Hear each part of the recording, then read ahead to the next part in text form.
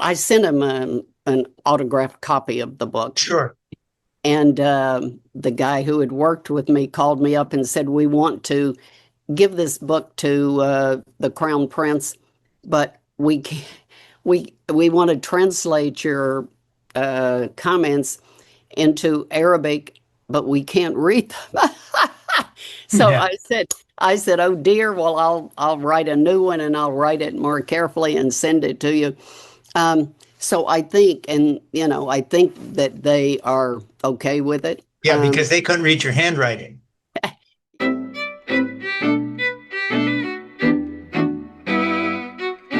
Okay, this is In Conversation with Frank Schaeffer, and I am Frank Schaeffer, and we are live on YouTube, and then we'll be everywhere our podcast goes after that. My guest is Karen Elliott House, and Karen is an American journalist and former managing editor at the Wall Street Journal and its parent company, Dow Jones. In 1984, she was awarded a Pulitzer Prize in international reporting for her coverage of the Middle East while a reporter with the Wall Street Journal. Karen is the author of a book, which I just finished this morning and I'm very excited to talk to you about, called The Man Who Would Be King, Mohammed bin Salman, and the Transformation of Saudi Arabia. This is In Conversation with Frank Schaeffer, as I said, and I would ask you to subscribe right now on YouTube, and to my Substack, it has to be said, commentary page at frankschaeffer.substack.com. Okay, so I really did read the book. I enjoyed it tremendously. I have a lot of quotes to talk to you about. I was just trying to sort of locate, the kind of person you've been and make a comparison to other people. Of course, everybody knows the Wall Street Journal, and we know the Pulitzer Prize. Someone else who went off and met people in the Middle East who were very controversial, I remember, I think, was Oriana Fallaci, and I don't know if you ever knew her. And then Christian Anampour is another one. Mm-hmm. But there are some fabulous women journalists who have talked to people in the Middle East over the years, like you have. But I don't think anybody has the connection to Saudi Arabia that you do. Just going through your book, the number of times you've been there, the people you know. So I think I'm going to start with that. I'm going to ask you first, before we get into the book, what first got you into this relationship with the Saudi royals, but before that, just the Middle East in general, and before that, an interest in that part of the world? You could have been doing all sorts of things. You chose to do that. Let's just talk about that a minute, and then we want to dive into the book. Mm-hmm.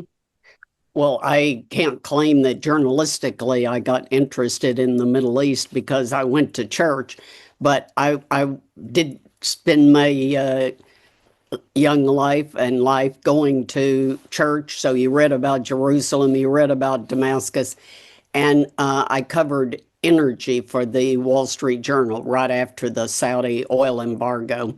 So Sure. That put the Middle East in my mind. And then I became diplomatic correspondent for the Journal in January of 78, right after Sadat had been to Jerusalem. So the Middle East was the main, foreign Sure. policy story. So I went to all of the countries that were involved, Israel, Egypt, Jordan, Syria, and Saudi Arabia. So that was my first contact in Saudi That's Arabia. how you got into it. Now, at the time, were you in the Journal offices? Were you there, or were you on the road? What was the physical shape of your career on the human side, where your family was, where your husband was, where your kids were? Mhm. How did that work together? And then let's talk about the book. I lived in Washington. The beginning part of my journal career, the first 12 years, and then moved to New York. I never lived overseas. I simply traveled constantly. And, with the Secretary of State, when he went to various places, and then I was able to go on my own, which made it, if you just travel with the Secretary of State, the important people want to talk to him, not you. Sure. So if you go on your own, you have a chance to make a connection with officials in a country. Yeah, well, having read the book and looking at your depth of knowledge about the Middle East and about Islam and about a lot of attendant subjects to that, The first thing I want to tell my listeners is we'd like to make this our November selection for our Has to Be Read book club, because I don't think I've read a book that is more topical, but also so well done. I mean, the depth of your world knowledge that undergirds the book, it's one of these things where you finish the book and you understand that the person writing it knows so much more than she was able to put on the page about so many subjects, because every reference you make, I'll just pick one out of the air, comparing the subject of your book to Peter the Great or to Napoleon or to any of these people. I was frustrated in the sense that I wanted to talk to you about all of them too, because you would be someone that you just want to check things with. If I was writing about any of those people, I'd send you a draft and say, hey, am I close on this? Because you obviously have just sort of a big kind of knowledge about the world and about history. I wanted to read things from your book that I put together a little bit here that aren't in any sequence. I'm not starting at the beginning. And I pulled a couple things out as an open, and I want to just give people a flavor of the book. So I'm quoting here: a more recent young performer with similarities to MBS is Napoleon Bonaparte. A Corsican by birth, he endured taunts from the French students when he moved to France, leaving him, like MBS as a child, determined to excel. While MBS isn't a military leader like Napoleon, some who know the crown prince well see parallels between the Saudi prince and the French general. Each amassed power quickly by removing rivals. And here's another little piece from somewhere else. One purpose of this book is to unmask what shaped this powerful prince who is relentlessly and sometimes ruthlessly reshaping the kingdom of Saudi Arabia from a rigidly religious, traditionally tribal country into a modern nation he believes will be a top 10 global economy by 2050. And another little one. In short, MBS plans to make Saudi Arabia home to the biggest and best that a vivid imagination, vaunting ambition, and boundless billions can buy. And so that's sort of a little bit of a flavor of the book drawn from different places. So I guess the first question I wanted to ask you is a little off the topic, but you must have given it some thought. You come to Saudi Arabia as a woman, and one of the things you point out is the huge changes for the status of women in Saudi Arabia. You come at various points of history where it's changed so much that you are witness to that change. You didn't just dip in now. And you also come as someone who has a profound knowledge of religion that I can sense from just reading you, both on Islam and Western religion, Christianity and culture and so forth. So I guess the first thing I'm going to ask you is just person to person here. With all those connections and with your knowledge of your subject, what is your impression of the overall chances of the success of two things? One, Saudi Arabia and this particular ruler. How do you think it will shake out for him? Not just his massive projects in the desert, but just the whole thing. Because he obviously is walking on a knife edge with the Wahhabists that could be resurgent any minute from now, terrorism and all the rest of it. And then this is a big one, and I don't want you to go further than you want to with this because it gets into controversial things. But how do you regard the place of Islam in the world as seen through the lens of this struggle with the Saudi royals having to repress their own Wahhabist fundamentalist movement? The reason I ask that, and then I'm going to talk much less, is that my own background is evangelical fundamentalist. Mm-hmm. And when you talked about him growing up in a culture where there's no movies, no smoking, no dancing, no nothing, literally that could be ripped from my own memoir about my evangelical Protestant childhood. Or mine. So let's talk about it. Go there. Tell me. My father could have been a Saudi father. We went to the Church of Christ. He read the Bible every night. We had no TV, no telephone. We were not permitted to wear shorts or pants. We could wear sleeveless dresses, I mean, he still regarded that as decent, but no shorts, no pants, no dating. And he controlled, literally everything. The three of us, I was the middle of three children. Yeah.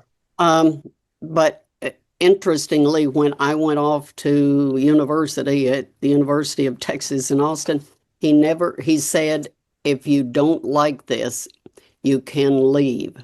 which was the only time in my 18 years of hearing him where he seemed to allow failure was Yeah. okay. In other words, you don't have to do this if you don't want to. Yeah. And I fell in love with the University of Texas, and being unknown on a campus of 25,000 instead of my hometown of Matador was 900 people. And as Yeah. Rosalind Carter used to say, everybody knew everything I ever did. Yeah. So it was really nice to. But I think I am I was interested in studying religion because after the religious crackdown in Saudi Arabia, literally every person you met gave you a Quran or Yeah. gave you a book on the Quran. And so I asked to see religious officials on the theory that they probably wouldn't because women aren't supposed to be doing anything except staying home and bearing children. But I did get to see some of the senior clerics, and that was very interesting to me because infidels, they weren't supposed to speak English, Saudis, because that's an infidel language.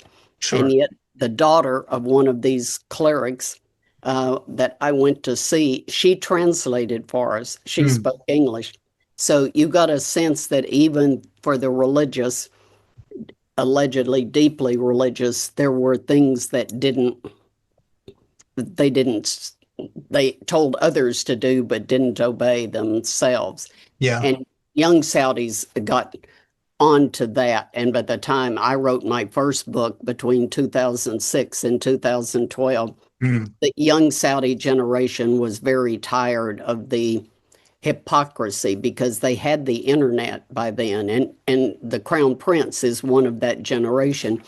Yeah. And they saw how other people lived. And yet at home, they couldn't do any of that. I mean, there Yeah. were exceptions, some people had alcohol in their houses. I don't mean there was, but mostly the religious controlled Hmm. the streets and forced people to pray. I was sent to my hotel for meeting with a Saudi man who the government had assigned to translate for me, Yeah. but we obviously were not related, so they took him to the religious police headquarters and sent me to my hotel. To your hotel, which was in the book. And of course, that's part of your earlier experiences there before the more recent interviews, Uh-huh. I'm imagining. So give a date on those early experiences that were during the time of a sort of a strict Wahhabist regime. Yeah, beginning in 1978, when I went there, I was taken to the oil minister's house. There were men Sure. and women at a fancy dinner. We drank alcohol. Yeah. It was normal for the elite. 2 years later, that had basically been shut down after the uh, Saudis, a group of them, militants, attacked the Mecca mosque. Yeah. The royal family was afraid it was going to go the way of the Shah, so they uh, allowed the religious to say, here's the way you ought to live. Yeah. And their view was focus on the hereafter, don't focus on here and now. And MBS, the Crown Prince, has basically reversed that. Focus on the here and now, get a job, don't hold your hand out to the government. Yeah. And I'm going to lift the hand of religion and give you entertainment and a better economy, and free women to participate in that economy. And he's done that. He hasn't yet transformed the economy, Sure. but he has changed all the cultural, the entertainment to see men and women mixing in a restaurant still startles me a little Well, bit. and you were saying they were staring at each other as well, because Yeah, at the beginning that was so new for them. The restaurants had movable partitions to put between people, and right. then that all went away, and you witnessed that. That must have been Yeah. quite something. So let me get to the other part of my opening question here, which was, just I don't want, I'm not asking you who to make a prediction, but when you see what happened, for instance, in Turkey, that's now moving more toward an Islamist Yeah. regime, Mhm. with Erdogan, and when you see what's happening worldwide, including the rise of the religious right here in America and Christian nationalism. So it's not just a Saudi phenomena. When I was a kid, you're old enough to know this. I grew up in a Christian family where the big threat was that the secular humanists are going to take over, and Mhm. Christians, there won't be any of us left. We're a small little pitiful minority. Yeah. Well, basically, we put Trump in the White House twice. So Mhm. we're not a small, pitiful minority. And in that context, I'm asking you this overarching question about your Mhm. book before we get into Mhm. more specifics. What chance does he have of surviving what I'll call a kind of a resilient fundamentalist Islam that also is very violent? And of course, coming out of a tradition that you outline very carefully in your book about his father, his grandfather, his uncles, many of Mhm. whom were murdered, had their throats cut, Mhm. were disappeared. It just seems to me that a younger man who comes in who says, I'm going to change everything, liberate women, make entertainment possible, put the Wahhabists in their place, curb the morality police.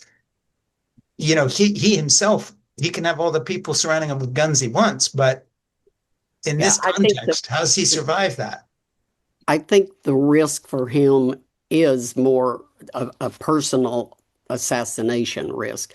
Mm-hmm. Right now, he controls the military, the National Guard, and the interior forces. They had, in a sense, three militaries Yeah, when his old uncles were alive, and they all kind of checked each other.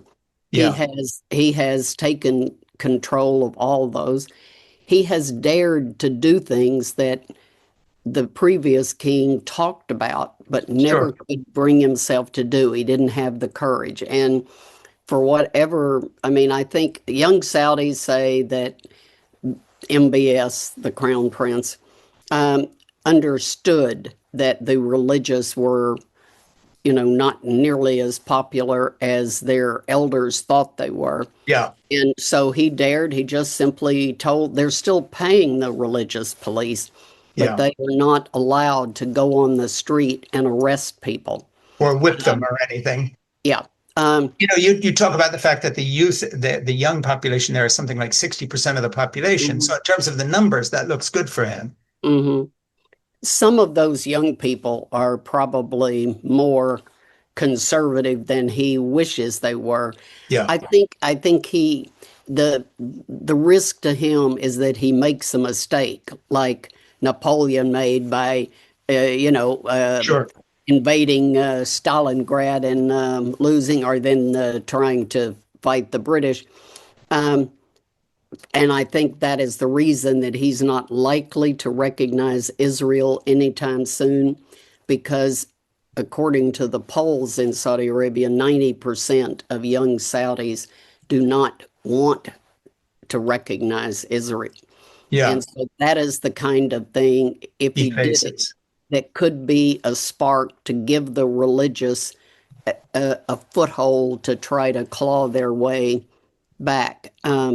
Otherwise, it's just, I think the risks are he's got obviously great security, but, his uncle, Sure. King, They all King, got murdered King too. Faisal, yes, Yeah. got murdered by a nephew. So it's, I mean, none of us have a Well, and one guarantee thing on that your what. book brings out very well that I guess maybe not general knowledge, because when you think of monarchy, you think of ancient, but of course, anybody who's seen Lawrence of Arabia knows this, and this is not an ancient kingdom. It's a pretty new thing on the block in terms of world history. This is not the British monarchy. Yeah, this is the third Saudi state. This one Sure. was declared in 1932 Yeah. because the family was thrown out in 1888. Right. And he had Abdulaziz fled, came Yeah. back, conquered Riyadh, and fought a 30-year civil war to Yeah. subdue all the tribes again. But the monarchy itself, this Al Saud monarchy, in one form or another, has been ruling the country for nearly 300 years. Yeah. Yeah. It has been thrown out twice. And of course, that's his number one priority, is to make sure that they aren't thrown out again.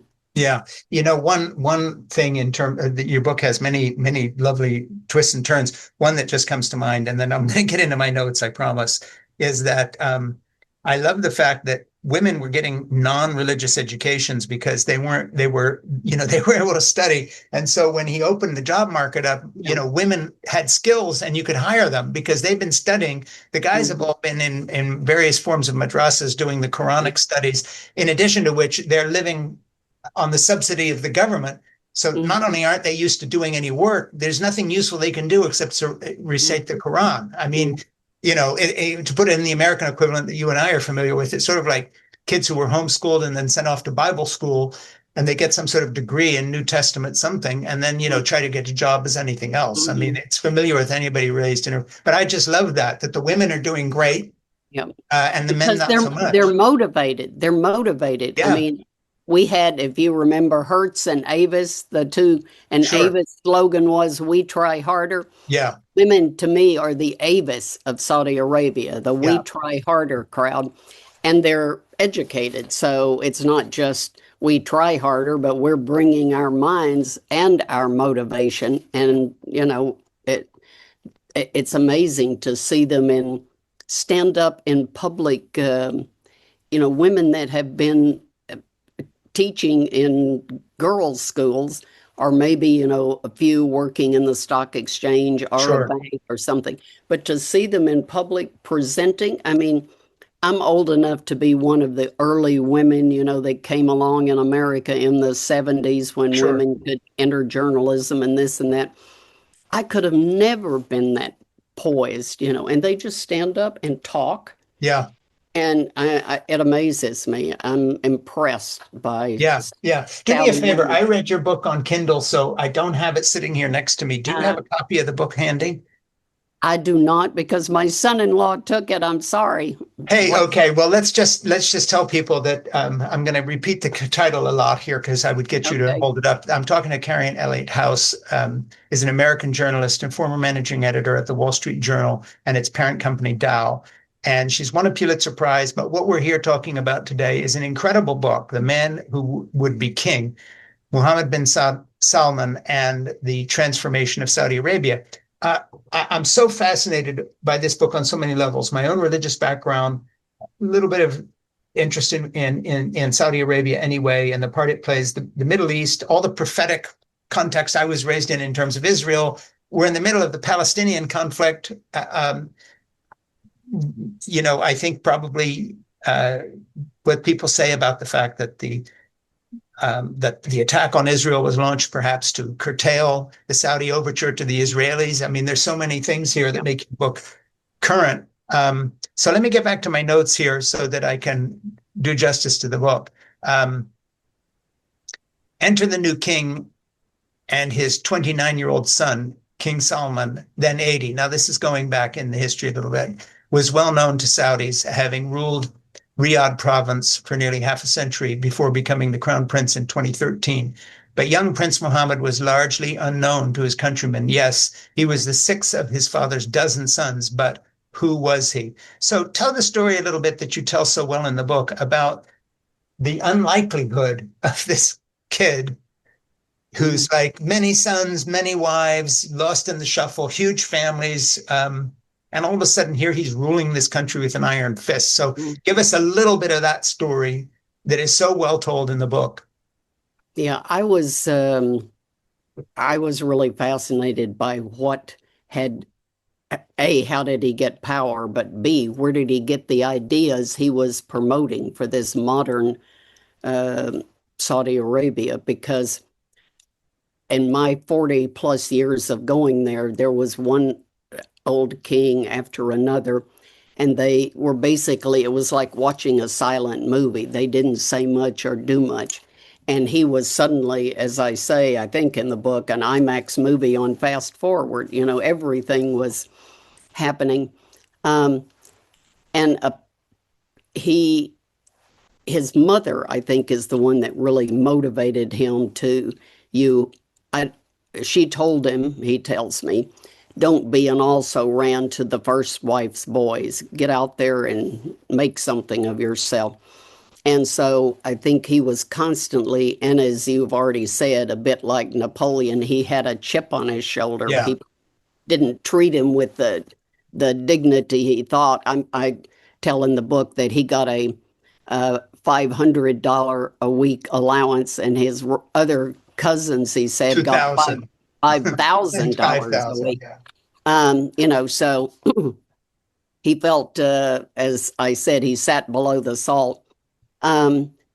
So he was constantly looking for opportunity, but I think the opportunity that bonded him to his father was the two eldest sons by the first wife died within a year of each other Yeah. in 2002. And so his father was grieving, and his older sons by the first wife were busy with their families. And Mohammed, MBS, was about, I think, 16 or 17. And so he began to stick with his father, go with him Sure. places, learn and ingratiate himself. I mean, I think his father, I quote one of his friends, one of MBS's friends, when I asked him how did this happen, he said the falconer knows the best Knows the falcon. falcon. Yeah. And that MBS was the best falcon in his father's brood. Yeah. I'm wondering in all your talks with him, and again, this is not strictly in the book, and we'll get back into the specifics.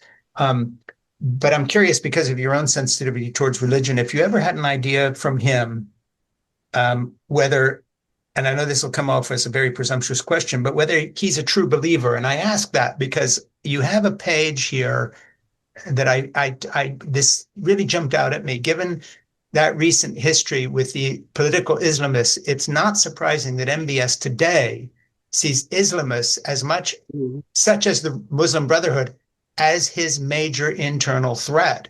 That reminds me very much of the writing of more traditional evangelicals, who now see the far right of the evangelical movement as more of a threat to the standing of their own religion, as in it's no longer about Jesus, it's about Trump. Well, similarly, the fundamentalists, and I'm just wondering if you could, imagine a journey around his head. I mean, does he really believe that Muhammad was the prophet? Is he a fundamentalist? Is he going along with it because otherwise you get killed? Did you get any sense of his own religious conviction, or is it all just politics to him? Yeah, I don't think he's definitely not a fundamentalist. Yeah. He does not talk religion constantly. For instance, as the cleric I went to see, As the mullahs do, yeah. daughter, yeah, and but I think if you grow up in Saudi Arabia, you are religious. I mean, it's still, despite his modernization talk and plan, it's still a very conservative society. Yeah. I mean, last time I saw him, I was wearing my black abaya, and he shook hands and motioned me to sit down, and then he said, you don't have to wear that. I read that it was very interesting in the book. And I said, I know, and then just got right into my questions. But, he wants people to be more open Sure. And welcoming to other people. Yeah. But I don't think that that means he's not Towing the line. religious and doesn't respect religion. I mean, he doesn't when you're talking to him. I have had other people I talk to in Saudi Arabia, when it's prayer times, say, excuse me, and they go and pray. That used to be fairly common. He does not do that now, and I don't think any minister I've seen actually in the last 8 years has excused himself to go pray. So I think it is, it's kind of acceptable to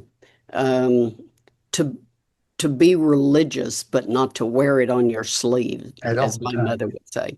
Yeah, I mean, I'm going to ask you a couple of related questions, because, when you talk about the murder of Khashoggi and so forth and so on, and you have quite a big section on that. And obviously, MBS got quite a bad reputation after this happened, and we all, the West, Biden, other people kind of cut him off, and so forth. But when I finished your book, I was wondering if Karen Elliott House, are rooting for him, in the sense that the alternative, whatever you think of him, it would seem to me that it would be in the interest of Western democracies that he succeed.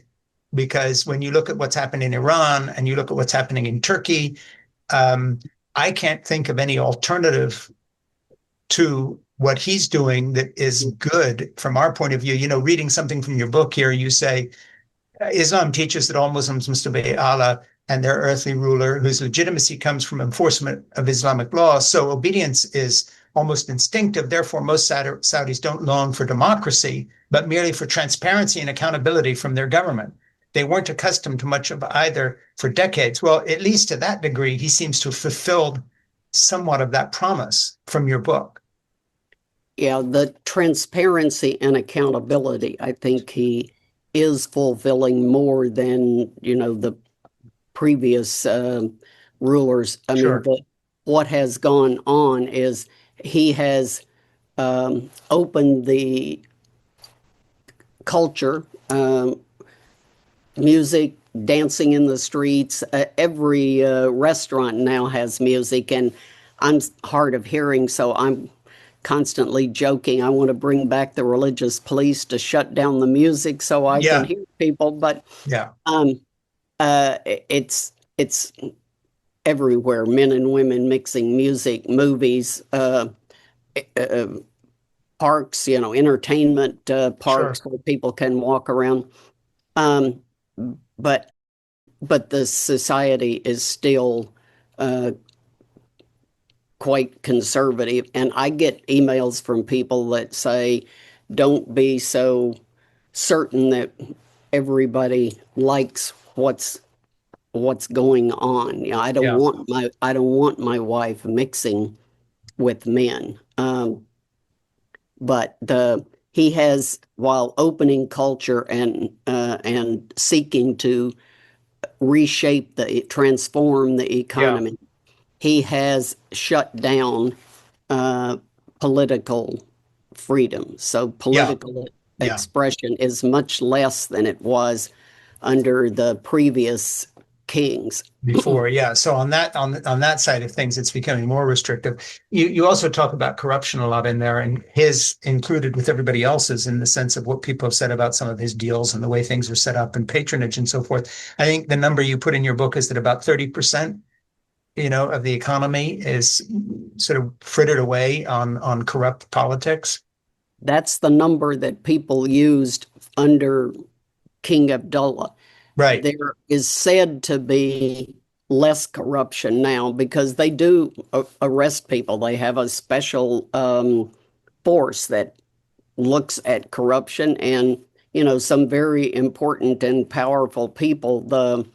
One of his big tourist projects is in a place called Al Ula, which has Nabatean ruins like the ones in Petra, Jordan. Yes.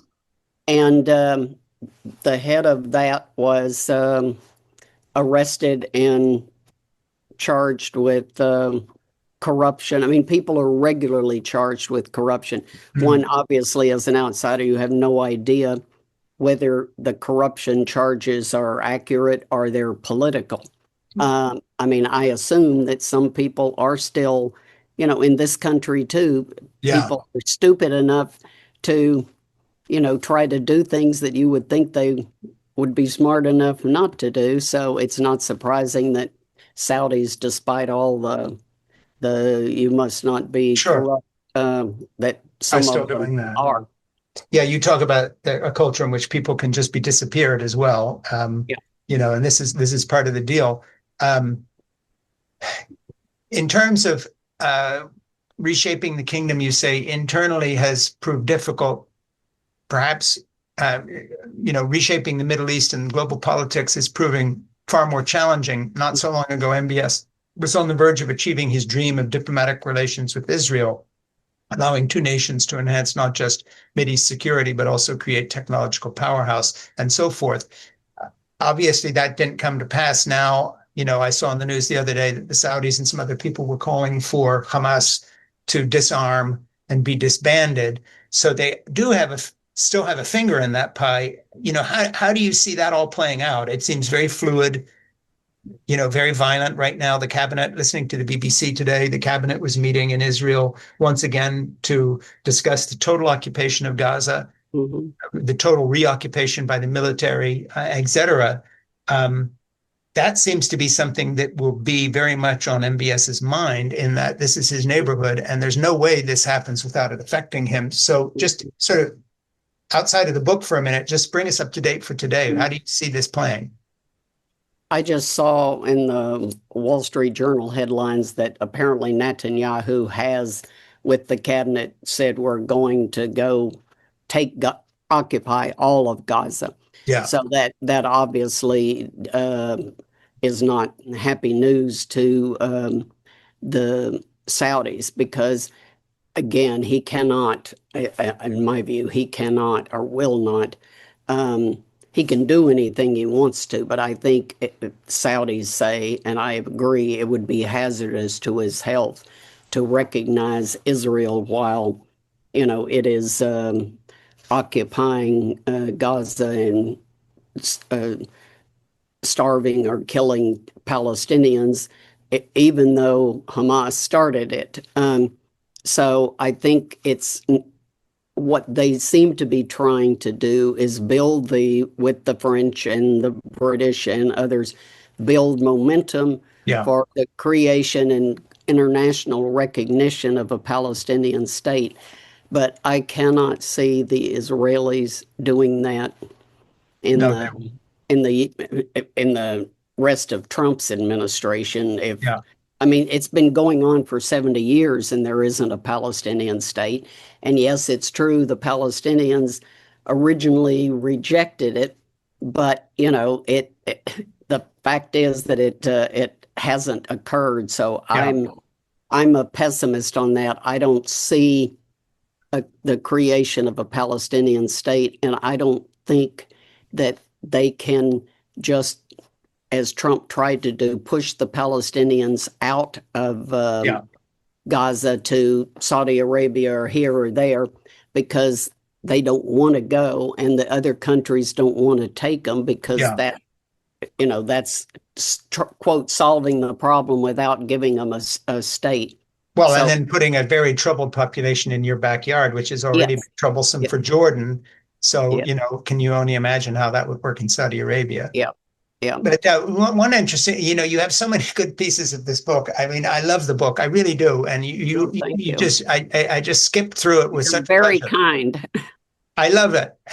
But here's, for instance, just things that people don't think of. MBS's strategy for taming religious extremism centered on getting clerics to debate each other, Hmm. not the Hmm. government. I love that. I mean, Hmm. there's so many insights that, the women get the jobs because they got the training and the men were all reading the Quran. He got that. So just give me an illustration of how he did that, and what did that mean when you said that? Because I love that. It was so interesting to me. Get the religious people to fight amongst themselves instead of with me. Yeah, I mean that was his explanation that they got the discussions going, and if the and obviously supported the more moderate, and if you couldn't convert the radical fundamentalists, then you put them in prison. Yeah, And that led to some of the fundamentalists. I recount in the book one guy who recanted his, the crown prince is right, I was wrong about religion. Um, and, they arrested people like that, a man named Salman Aouda, yeah, who was arrested back in the 90s for promotion of a more purist Islam. Then he kind of moved to the middle, and MBS rearrested him anyway. And he is honestly the most charismatic man in Saudi Arabia, with the exception of the Crown Prince. I Yeah. mean, So the Crown Prince is very charismatic, intelligent yeah. guy. And this Salman Aouda is, I've visited him several times and his family. And, he's a really, really intelligent, and his eyes are very Mm. engaging. He's not, most Saudis don't like to say much or ruffle feathers. They just Yeah. Yeah. blend in. And the Crown Prince does not want to blend in. He wants to stand out, which is one of the things I found intriguing at the first time I met him. And that's what made me go back and say to him, I would really like to write about you because you're a cardboard cutout. Your picture is Sure. everywhere, but nobody knows you. And I would like to describe you as a man in full, Yeah. talk to Yeah. me. Um, and he didn't say yes, he didn't say no, but he kept talking. And then eventually they agreed to put what he said on the record. I mean, they said, "Where's your book?" And I said, "I can't write a book about somebody I can't quote." Yeah. I mean, Yeah. all of these conversations were not for attribution. So they took They my allowed you. How notes many and conversations altogether was that? And just give me the evolution of getting so much access, because that's so unusual. um, well, I met him the first time in 2016. Yeah. And he had just, that was January, so it was right before he announced Vision 2030. But he told me in that conversation he was going to do it. He told me he was going to create Neom, the big A area hundred in the mile long building. that's the line, but the That's line the is line. in Neom. Yeah. So yeah, and he's perfectly happy to tell you stuff because I guess he was testing whether I was trustworthy. But at any rate, then the next time I saw him was in 2017, and that's when I asked him, "You're a cardboard cutout. Would you talk to me?" Um, and 2018, 2019, finally in 2019, he said he would talk to me on the record in 2020, but COVID came. So, Sure.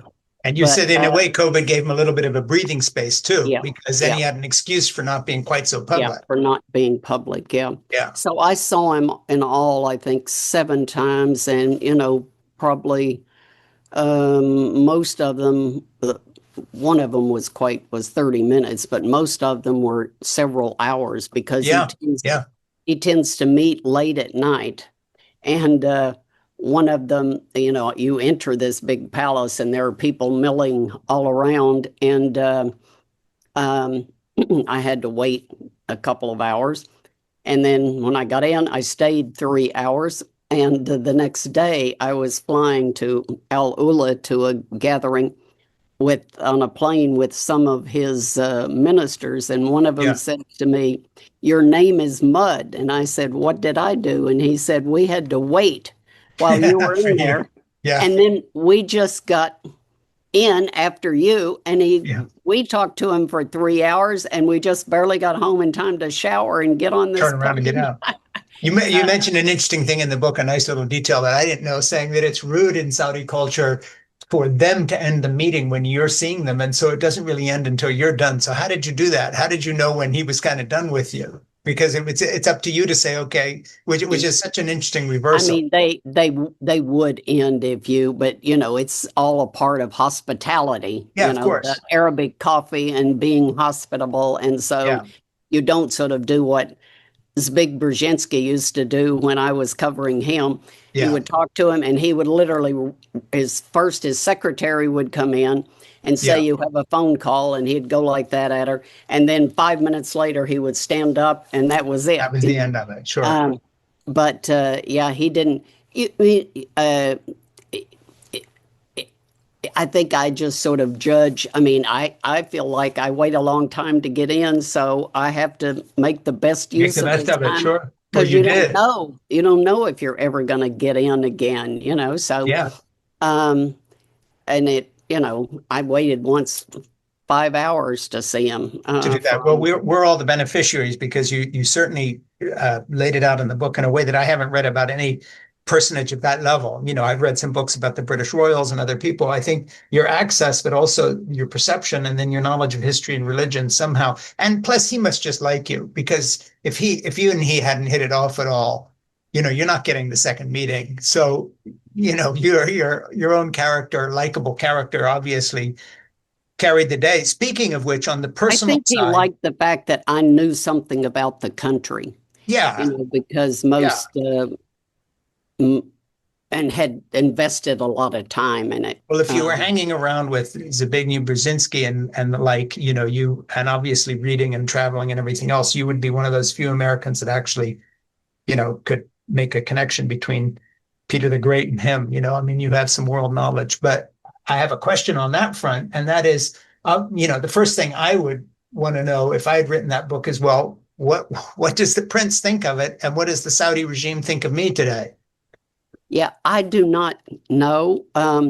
You have to deduce that. When I was a reporter for the Journal covering foreign affairs in Yeah, Washington, if you wrote about the Saudis, if you wrote about Israel and they didn't like it, your phone would ring the next morning. You'd get 3 phone calls from people about what you did wrong. yeah, You would write about the Saudis and nothing. And then the next time you saw them, yeah, they would politely hint that you could have done better. yeah, You would have to say, well, what was wrong with it? What do yeah, you mean, et cetera. yeah, They're not public complainers or yeah. private complainers. But I think, I sent him an autographed copy of the book. Sure. And the guy who had worked with me called me up and said, we want to give this book to the Crown Prince, but we want to translate your comments into Arabic, but we can't read them. So Yeah. I said, oh dear, well I'll write a new one and I'll write it more carefully and send it to you. So I think, and I think that they are okay with it. Yeah, because they couldn't read your handwriting. Yeah, well, I did send him. I read it. I typed it for him, and he sent it to him. But I think there were several articles in the Saudi press, which Yeah. is the real clue, that were very long and positive. Well, that's So good because you don't pull your punches, but that actually indicates something good about the regime because, if you had written this book, say, about Putin and had been as honest about yeah, the people he had murdered or what happened to this or that person, you might not get out of Russia, let alone yeah, let alone have them sending you, reviews from the local press that he controls. That's a really interesting thing. I want to, because for someone who hasn't read the book, and by the way, everybody, this is our offering in November. It's a tremendous book. I mean, it's just a great book. But for anybody interested in history or the Middle East, or anybody who thinks that we ought to know more about the relationship of Islam to Christianity or whatever it may be, however your point of entry is here, this is the book for everybody. I loved it. This is one I will give for Christmas because it's just such an informative and good read. I really love this book. That said, that's an interesting point you're bringing up, which obviously can't be in the book. And that is the reaction to the book by the Saudi government controlled press is yeah. I don't. favorable. That kind of shows an openness I wouldn't have expected because you're pretty tough on him in some places. Yeah, I don't think that. I mean, I tried to be as. I didn't try to make him a Satan or Right, savior. I right. tried to describe the issues he's dealing with, the way he's dealing with them, the way Sure. people look at it, etc. But I think he is, I think he's very confident. He's not at all regal. He's just kind of man to man. Yeah, sure. He doesn't put on airs. He does listen. Um, and so I think, he understands that he's not, I mean, certainly after the Khashoggi affair, he must understand he's not going to get that it's going to be praise only that he gets. Sure. So I think he is perfectly, when he makes a decision, he's prepared to take the consequences of it, and that he has enough realism. I don't know if that lasts because all people, that the more power you have, Yeah, the of more course. you do want to be elevated. But I think he's been in the trenches fighting to get the power, and Yeah. he's in the trenches using the power. He's not Yeah. just delegating, he's Yeah. down there doing.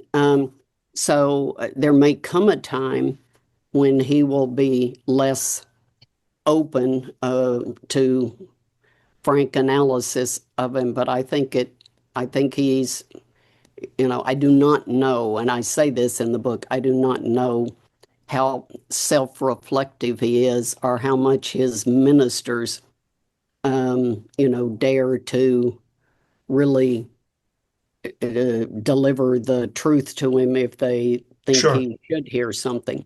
Well, and But I think your observation about what happens to people in power is so astute because you've been around people who have been in power for your whole life as a journalist. So you see what happens to people. We've got one right now with Donald Trump, who is already comes into office already himself, but then, all that power and the fact he's gotten away with so much has not improved his character or his ability to do When I things. was when You I see, was at the Journal, we once had, excuse this interruption, but Maggie Thatcher yeah, uh, in the morning, British Prime Minister, and I believe the Salvadorian Prime Minister in the afternoon. yeah, And Mrs. Thatcher, her aide never said a word yeah, until she couldn't remember the name of a town, and he supplied it. yeah, The other lady, her staff just talked constantly while she was trying to talk. yeah, yeah. I mean, so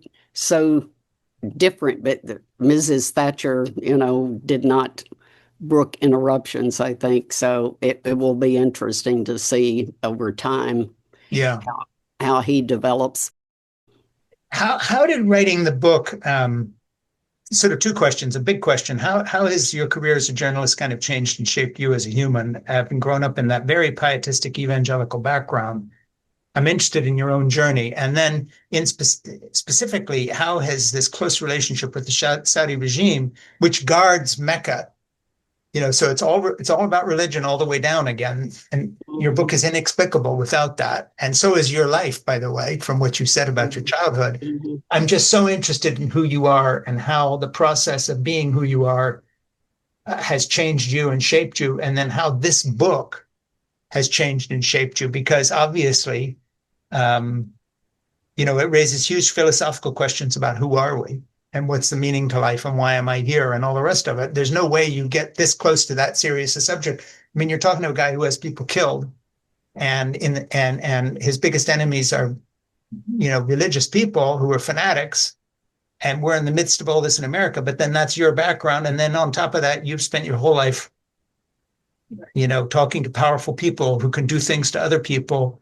I'm just so interested in how you view the human condition and who you are in the middle of all this. Like, who have you turned out to be? I honestly think that one of the things that worked for me as a journalist dealing with powerful people is growing up in Matador, as I said, population Mhm. 900. Everybody was equal. I mean, Yeah, the mayor was just the owner of the Matador Tribune where I sure. worked. So you didn't have this reverence for titles. Yeah, And I think that's a really good thing, so you're meeting the crown prince, but he's just another human being, yeah, a good one or a bad one, but he's just a human being. He doesn't, he's not up here. right. And I really think that's important to not go around with awe of titles. Yeah, yeah. And that's something I think also that my father drilled into us. Nobody's any better than you Mm, unless they're more moral than you. yeah, So you're as good as anybody. So behave, yeah, behave, he used to say. Um, and that, if everybody else is doing it, it's almost certainly wrong. Yeah. So don't do what everyone else is doing. You know, chart your own course. Be independent. Mhm. Be good. So I mean, I think from Matador through the University of Texas to the Dallas Morning News, Mhm. and then the Wall Street Journal in 1974 to 2006. The journal allowed us to come up with stories we wanted to pursue them, and the whole point was just seek truth from facts. Mhm. You're not here to build up anybody or tear down anybody. Just get the facts. And I think, I mean, I'm really grateful to my father and the journal for that kind of teaching, if you Mhm. will. And so I think it allows you to deal with people. And if you find yourself, and I never did actually in Saudi Arabia, being pushed this way or that. And once in Syria, I wanted to see Hafez Assad, the father of the guy that just got thrown out. Yeah. And they said to me, "Well, what are you going to write?" And I said, "I don't know what I'm going to write till I talk to him. It depends Yeah. on what he says." But they wanted you to say, "Oh, yes, Sure. I'm going to." And you realize that you can't do that. You can't sell yourself to Yeah. get an interview, because you'll never have any credibility afterwards if you just write all of this, you know, positive drivel. Yeah. So Yeah. I You mean, talk in your book, you have a line that sort of sums up all these regimes you're talking about that stuck in my head, but I'm going to read it so I don't mess it up. mhm, Despots deal in death. They say or sincerely believe they are protecting themselves or their country. Peter the Great, the Tsar, who forcibly wrenched Russia backwardness to European modernization, et cetera, et cetera. So, you know, I just had my 73rd birthday, and I've got five grandchildren and three grown children. Three of my grandkids live across the street from me. They are the kids of my son, who was a Marine who fought in Afghanistan at the beginning mhm, of that war, then went to the University of Chicago and so forth. So my own life has been touched by some of these crises, but mhm, I find that one of the things that I can do as a bit of an older person, and I think your book, one thing I love about your book is the tone of, this is just business here. We've seen all this happen before in history, Peter the Great, Napoleon, and so forth. I think younger people panic because it's always the mhm, first time out. And I love the sense of history and proportion in your book. In other words, you do what grandparents can do, and that is, hey, mhm. the human race survived this kind of thing before. Yeah, There have been despots and nations and wars and whole populations murdered and so on. We will get to the other side of this. So I yeah. just have a philosophical question to sort of wrap this up with. Not are you a pessimist or an optimist, but you are part of world history. You're documenting sections of it for the journal, and now again in this terrific book.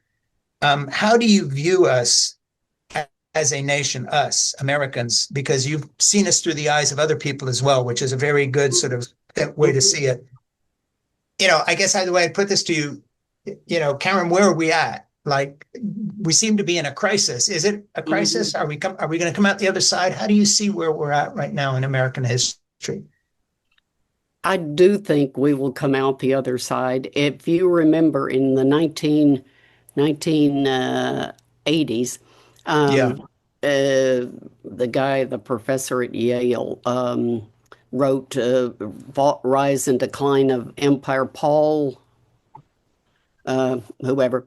Anyway, the idea was that America is washed up, and sure. Japan was number one, and now it's China.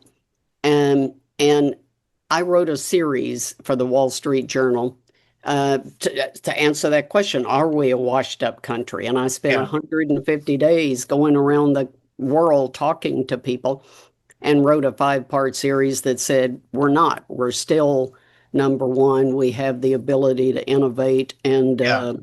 and self-renewal, etc. And I still think the system is better than Sure. anything else.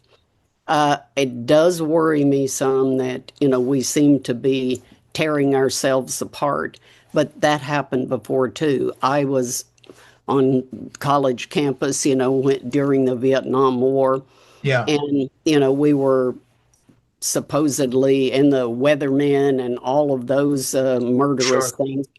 And we came through it with Ronald Reagan and Morning in America. So I believe that if we will simply have a little sense of history, Yeah. and that's the problem, as you say, most young people don't have any sense of Yeah. history. Going, oh my God. But and I love history, and that's why I read only. I haven't read a novel in 25 years. Yeah.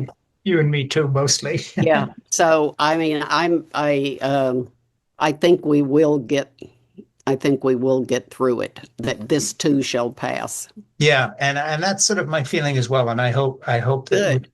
I hope we're correct because I feel the same thing. I grew up in Switzerland, moved here in 1980 with my wife Hmm. as an adult, and I have a great appreciation for the United States of America. And having had a son who's a Marine, and written a book together about that.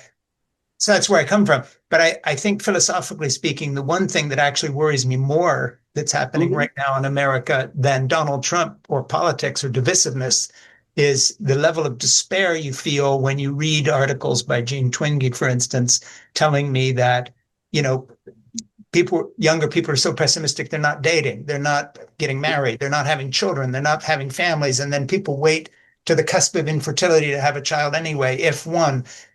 I see the kind of lack of human relationships and the grounding in what I'll call the blessedness of the ordinary Hmm. as the biggest threat to Yeah. us, more than politics. I don't know how you feel about that. Yeah. No, I think that's extremely well put. I have 4 years on you, so I'm a more Yeah, senior than you. yeah, Um, but I share that, and I'm happy to hear. If I think I heard you right, that you too think we will get through this. I do. But your big concern is there was a story in the journal the other day about people not reproducing, that we're simply Sure. um, the species is going to disappear if Right. people don't take a different view about and be less pessimistic or depressed about Yeah, life. I mean, young people know no history. It's I truly know. a tragedy. And they don't have much of a personal history when it comes to examples of people who have made their lives work in areas that actually, count. I mean, Hmm. and it seems to me that that's important. I think we're going to get past it, but I think we're only going to do that if we can pitch what I'll call the best parts of life for what they really are, rather than have babies because we need a population, or Right, you can balance this with your career if there's enough government funding of childcare. right, That's not the right. point. The point is, love and connection and all these Yeah, things are important, not because of what they do for us, but because they are the things that make everything else mean anything. yes. I mean, Yeah, that's my feeling. I have four children, one stepdaughter and three adopted children, Yeah, and six grandchildren. yeah, And it is it's the only thing that is really um, moves you. I mean, it's yeah, fun to write a book, it's fun to sure. report. I love learning, but there's nothing like talking to your kids and grandkids and going out on the boat with them. And, it's why Yeah, you exist. And it seems yeah, to me if you don't have any of that, if all you have is a book you've written, that it's a yeah, pretty empty life. yeah. And And basically finding joy in life, and people say sort of what's the mean? And that's where I think America needs to do some bouncing back. And I find, for instance, in our little podcast here, when I talk to authors who share that sensibility, I'm always cheered by that Mhm. because you know you, that's kind of where the big fight is. Mhm. Anyway, what else are you doing on the book? It's come out what in July, wasn't it? July the 8th, yeah. I'm speaking to some councils on foreign relations, Yeah, and I've done some TV and some other podcasts. And for me, talking to people and what they find interesting or what they want yeah, to know is very, the kind of thing. I'm going to go to Saudi Arabia again in October. So you good. go with the things I want to know, and in the back of your head, all the other things that have been put in your head by Yeah. talking to people like you. Yeah, well, I really have appreciated this so much. I just want to thank you for the book. It's Oh, tremendous, and it filled a huge gap in my mind and has changed the way I look at MBS in the sense that you've given us a whole person. So you have succeeded in what you tried to well, do. thank you. Yeah, I really believe it. Hey, I have a small favor to ask. I'm going to sign off here. Stay on Uh-huh. a minute or two longer and talk to Yeah. my producer, Ernie, for Yeah. two reasons. First, we want to be able to promote the book properly with all the links, so give them the information. Secondly, I always ask my guests a question, and that is if there's some guests we should be talking to that we may not have thought of or know of, please give a suggestion to Ernie and say, look, given the conversation I've just had with Frank, have you thought of talking to so and so? Doesn't have to be a famous person Mhm, mhm, or a journalist. It can mhm. be someone who's done something interesting that we need to know about. So Yeah. if you think of anybody, pass the name on to Ernie Okay.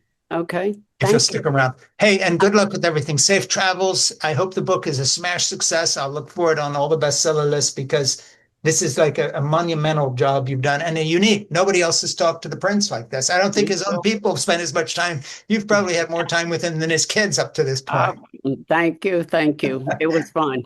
Yeah, this was Nice. great. Very nice to talk to you. Well, me too. Me too. Such a pleasure, such an honor. Thank you. Okay. Talk to Ernie. Bye bye. I will. I will.